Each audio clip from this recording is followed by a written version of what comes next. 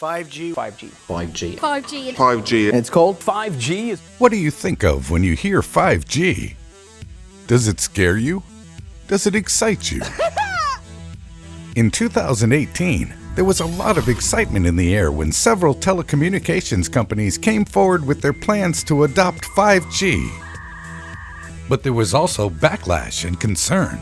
Developed in the brain in rats, led to heart tumors. Increase your chances of brain cancer and tumors. Why is 5G generating so much friction when it is not even operational yet?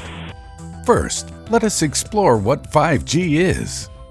In theory, 5G can offer 10 to 100 times the speed of 4G. This is because 5G uses higher frequency waves than 4G or 3G, which are less crowded with other devices.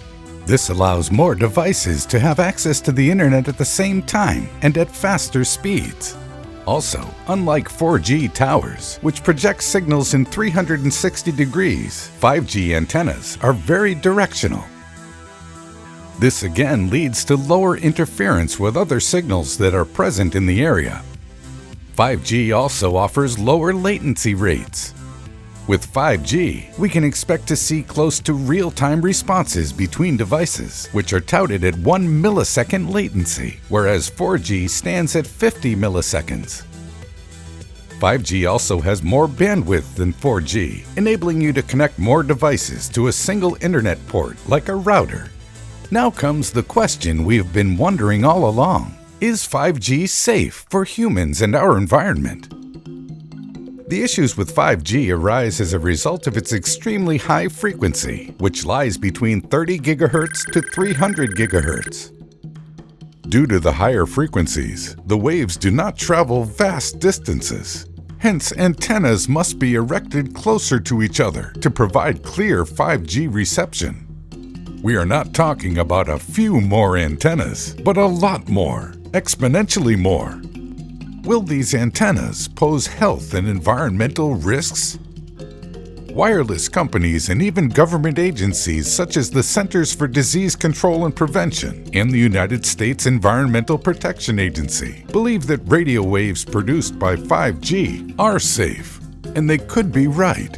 5G networks use microwave and millimeter wavelength radiations, which are considered non-ionizing and don't produce the kind of energy that directly damages cells. It is ionizing radiation that is the harmful form. The energy from ionizing radiation can pull apart atoms, and as such, it's known to damage cells and cause cancer.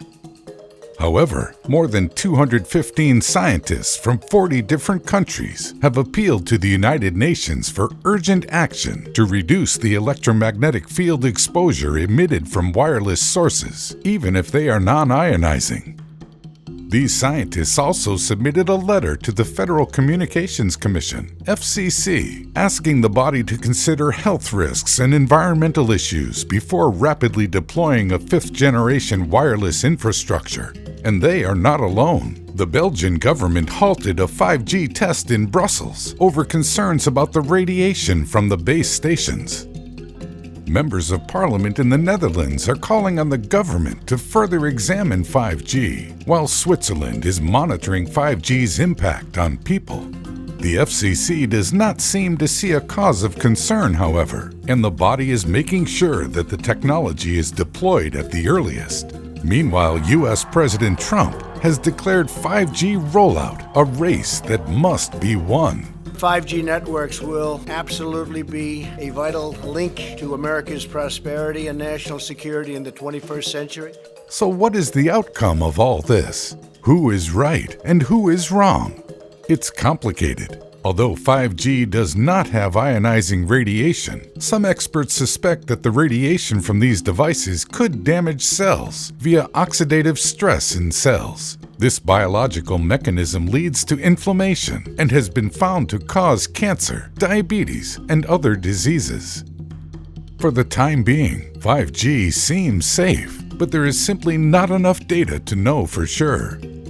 If you are concerned, you can sign a petition to halt the deployment of a 5G wireless network until a proper framework and guidelines considering health hazards and environmental effects are prepared. Before we make our homes, businesses, and cities smart, it's important to make smart decisions when adopting new technology.